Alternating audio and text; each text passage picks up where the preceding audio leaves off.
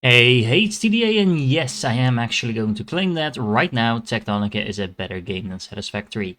And it is also probably a better starting point if you're coming from a third-person factory game like Factorio or the Isosphere program, and you want to try out playing something in first person for the first time.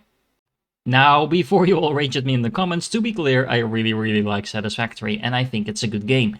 However, I also think it has a couple of shortcomings that Tectonica addresses really well. Let me start with something simple. Tectonica does an amazing job at onboarding new players. You get guided in a very natural way from one technology to the next, so if you are not experienced with this type of game, you'll likely still get a bit of overwhelm happening, but it's likely a lot less than what Satisfactory throws at you. What I specifically like about Tectonica is that it will actually show you broken down versions of certain types of builds that you can basically just outright steal if you want to make your own setups. To be clear, you can build things completely different, but if you're new and you get stuck, it's a nice guide that actually totally makes sense in the world as well, so it also doesn't feel like hand-holding or anything like that. The progression itself is also very neatly tuned. In the beginning you can get away with handcrafting for a while, but not only does this game very clearly tell you that you need to automate things, and I do mean it literally tells you that you need to automate things, at some point it also becomes extremely clear that handcrafting simply isn't the way forward, just from the sheer amount of items that you need and the time it takes to craft single items yourself. Now, sure, Satisfactory also does that in some ways, but Tectonica simply is a lot more explicit about it, and I think that makes it the better game. The next reason is not going to matter to everyone, but it is a major selling point to me. Tectonica actually has a story. And yes, I know Satisfactory will get one at release as well, but right now Tectonica has a story, while Satisfactory is just a sandbox. And I actually didn't realize how much that added to improve my experience playing the game until, well, I played the game. Now, the story is told through a mix of progressing through the technology tree, voiceovers, and exploration, and it is definitely something you can completely ignore if you don't care for it. But if you're like me and you like a bit of goals and context in your game, this does a very good job at adding that. The fourth thing I think Tectonica does really well is that simply because the game is set underground, you're pretty much forced into thinking vertically. You are going to run out of space quite quickly if you just build a flat factory, and even though you can still do that by simply increasing the size of the caverns, it is a natural way to encourage players to be a little bit more creative with their builds. And it also encourages to make specialized zones rather than just making massive factories producing a single resource.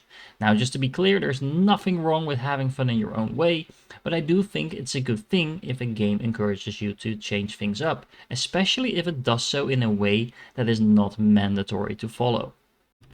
Now, while both of these games are pretty much like any factory game about scaling up and building larger and larger factories, I do think the flow of that in Tectonica is slightly better than in Satisfactory. At Satisfactory, at some point, it just gets almost daunting to further expand your factory, while in Tectonica, there's these small little things that the developers added, like upgrading the actual speed of your buildings that you already have, making things more efficient.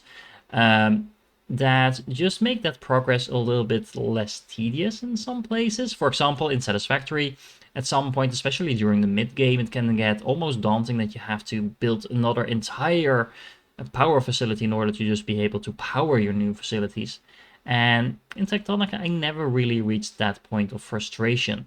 Now, this might vary from person to person, as a lot of things do, but I do think that, generally speaking, the flow of the game is better in Tectonica than it is in Satisfactory.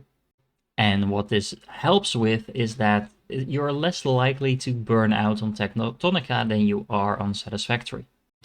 But probably the most important thing that makes this game very enjoyable to me, especially during the early to mid game, and that I can't believe is still so annoying in Satisfactory, is that in Tectonica you unlock very early on limited flight. Pretty early on in Tectonica you get a hover pack that just makes first-person factory building much more enjoyable, just so because you can lift yourself off the ground and get a better overview of what you're doing. And yes, you do get something similar in Satisfactory at some point, and yes, there are mods to fix that as well, and yes, the new options in Update 8 unlock it from the start if that's what you choose to do, but Tectonica has it built in at what I believe is a perfect point in your progress, and it also makes sure it doesn't feel like cheating. So, I guess what I'm saying is Tectonica is a pretty good game. And if you like Satisfactory, I'm confident that you're going to like Tectonica too. Sure, the graphics are a little bit less polished than they are in Satisfactory, but other than that, the gameplay is really, really good. I've been playing the preview build quite a bit now, and I got totally addicted to this game. So check out my Let's Play series if you want to see more of this game, and let me know in the comments what you think about it.